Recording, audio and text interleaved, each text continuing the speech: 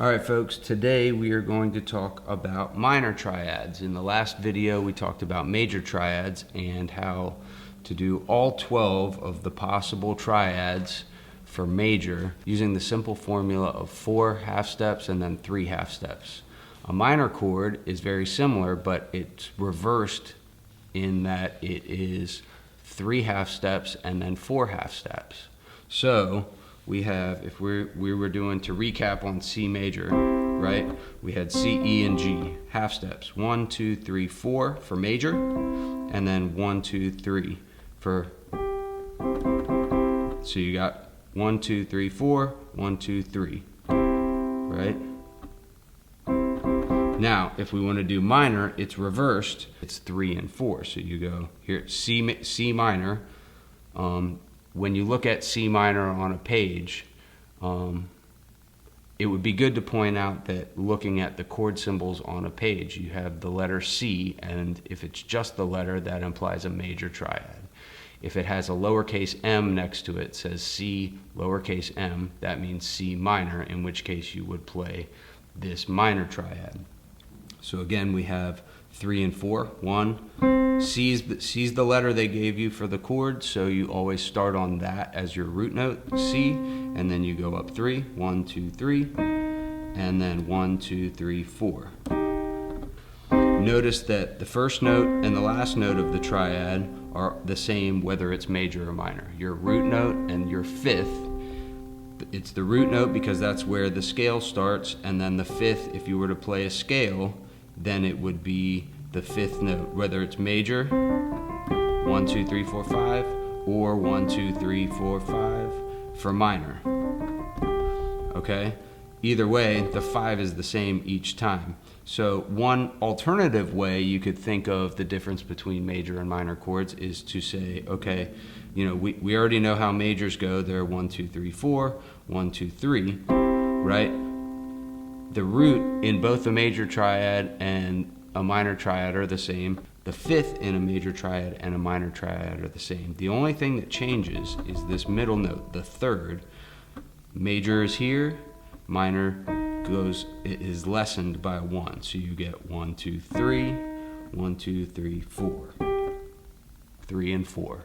Major, minor, and then we can go through all 12 notes, 1, 2, 3, 4, 5, 6, 7, 8, 9, 10, 11, 12, back to C.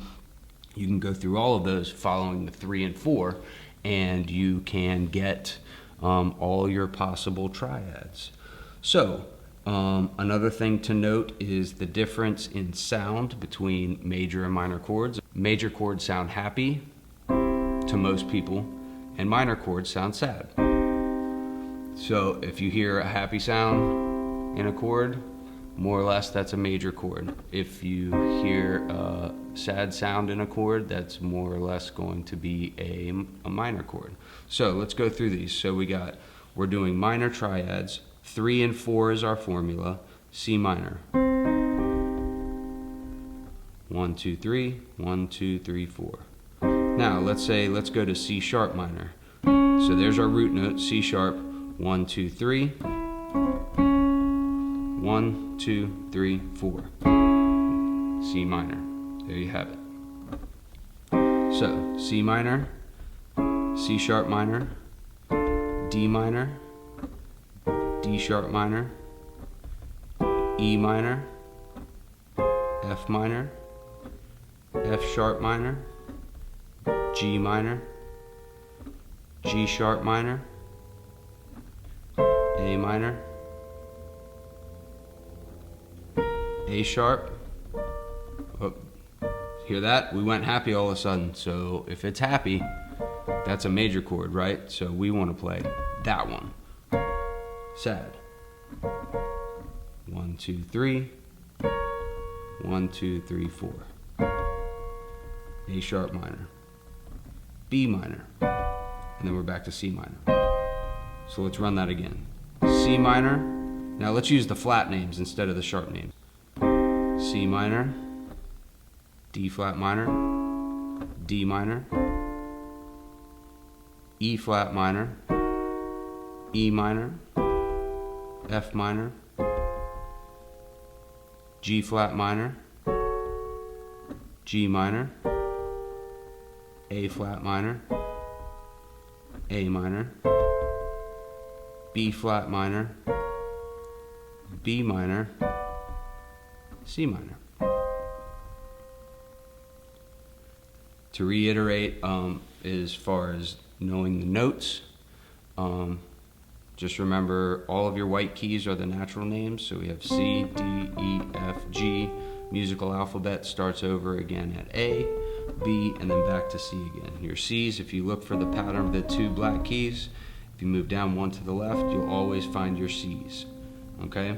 So then in using the system of how to use sharp and flat notes, if this is C, that's C sharp. So sharps always go up to the right and flats go to the left. So if this is C sharp, it's also D flat. So D flat, D sharp, E flat, F sharp, G flat, G sharp, A flat, A sharp, B flat, and then back to C sharp again. Hope this helps, and we will work on 7th chords next. See you in the next one.